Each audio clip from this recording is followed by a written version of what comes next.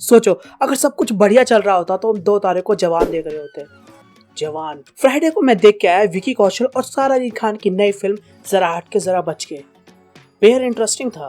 तो कहानी है इंदौर की जहाँ पे सौम्या अपना घर लेना चाहती है, लेकिन जैसे वो घर लेने जाती है उसको एक ऐसी डायन मिलती है जिसने पूरी दुनिया को अपना शिकार बना रखा है, महंगाई। इसी डायन से बचने के लिए वो बहुत सारे कदम उठाती है और गड़बड़ होती चली जाती है। तो कुल मिला के कहो तो ये कॉमेडी ऑफ एरर्स है। वो ये घर क्यों लेना चाहती है, उसका पति इसमें उसका कैसे साथ देगा, फिर में ये एक्सप्लोर किया जाता है। इस फिल्म के डायरेक्टर है लक्ष्मण, अरे ये वाले नहीं, ये वाले जिन्होंने पहले हिंदी में लुका छुपी और मिमी जैसे बेहतरीन फिल्में दी हैं। जब तुम इस मूवी को देखोगे तो तुम्हें इस फिल्म में और इनकी पुरानी 2 फिल्मों में बहुत सारी सिमिलैरिटी देखने को मिलेगी। तुम बहुत हद तक ऐसा भी कह सकते हो कि सेम टेम्पलेट पे बनी हुई मूवी है। इस मूवी के अंदर सब कुछ है, कॉमेडी है, रोमांस है, इमोशन है, लेकिन सब सिर्फ 50%। मूवी अपने आप को सेटअप करने के लिए अच्छा खासा टाइम लेती है, करीबन 20 से 30 मिनट। लेकिन सेटअप कंप्लीट होने के बाद जैसे ही गड़बड़ घोटाला होना स्टार्ट होता है तो मजा भी आने लगता है। लेकिन जब कैरेक्टर्स के बीच में इंटरेक्शन दिखाया जाता है जो जहाँ पे सपोजिटली हमें हंसी आनी चाहिए, लेकिन वो पूरा सीक्वेंस, वो पूरी बातचीत फ्लैट निकल जाती है। मूवी ऑडियंसेस को हंसाने के लिए सिचुएशनल कॉमेडी का भी एक ऑप्शन देती है, लेकिन वो भी कभी कभी काम करती है। जैसे कि आपने ट्रेलर में ये कोर्ट रूम वाला सीन तो देखा ही होगा जहाँ पे वकील हद से ज्यादा ड्रामा कर रहा है,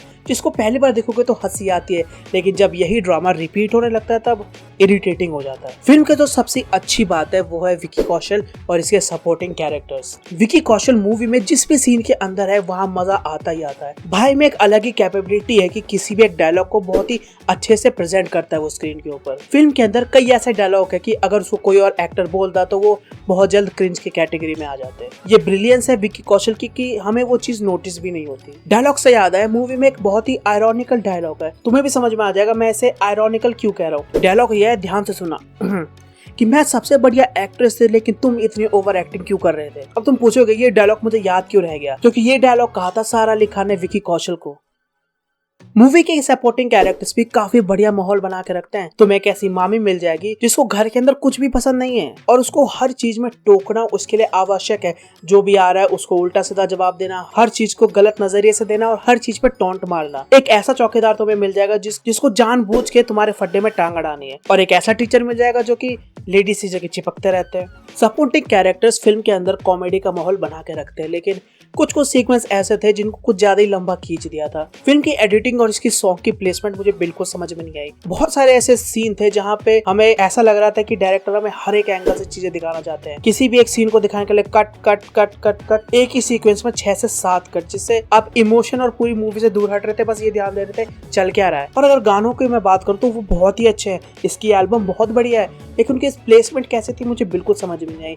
चलो पहला तो निकल गया जैसे तैसे, ठीक है, लेकिन तेरे वास्ते बहुत ही अचानक से प्ले होने लगता है जिसका कुछ सेंस मुझे फिल्म के अंदर तो नहीं मिला। अगर तुम लोग को पता हो तो नीचे कमेंट्स में बता देना। सबसे बड़ी जो प्रॉब्लम आती है वो आती है इसके नेक्स्ट सॉन्ग को लेके, जो कि बहुत इमोशनल सॉन्ग है, लेकिन उसको फिल्म इस तरीके से किया गया है कि आपको इमोशन तो नहीं, हंसी जरूर आती है। गाने के अंदर एक सीन है जिसके अंदर सारा अली खान मुंह में अपने 5 स्टार भर रखी है और इतनी भर रखी है कि उनको चबाए नहीं जा रहा, वो गिरने वाला है। ये सॉन्ग हमें इमोशनल कर देना चाहिए था, लेकिन इसको देख के मुझे हंसी आ रही, जिसकी वजह से उस पॉइंट पे चल के आ रहा था मैं वो भी भूल चुका था। इस मूवी के अंदर सब कुछ है, लेकिन वो सिर्फ 50% काम करता है, और इसके पीछे मुझे 2 वजह लगती हैं, राइटिंग और कॉमेडी। राइटिंग कॉमेडी को फ्लैट और स्क्रीन प्ले को बहुत ही ज्यादा प्रेडिक्टेबल बना देते हैं। हम माना एक कॉमेडी मूवी है, एक रोमांस मूवी है, पर इसका मतलब ये नहीं कि जो क्लाइमैक्स में होने वाला है आप उसको दूर से ही दिखाने लग जाओ। जिस तरीके का इसका प्लॉट है ना, और जिस तरीके से कैरेक्टर्स इंट्रोड्यूस करा रहे थे, पता ही चल रहा था कि आखिरी में जो ये घर है वो किसको जाने वाला है, साफ साफ पता लग रहा था। वहीं दूसरी ओर सारा अली खान और 2-3 एक्टर्स मूवी में फिट नहीं बैठ रहे थे। उनकी एक्टिंग का लेवल विकी कौशल और बाकी साइड कैरेक्टर्स के मैच भी नहीं हो रहा था। एग्जांपल के तौर पे सेकंड हाफ में एक बहुत ही बड़ी लड़ाई चल रही होती है, हाथापाई वाली नहीं, बात वाली,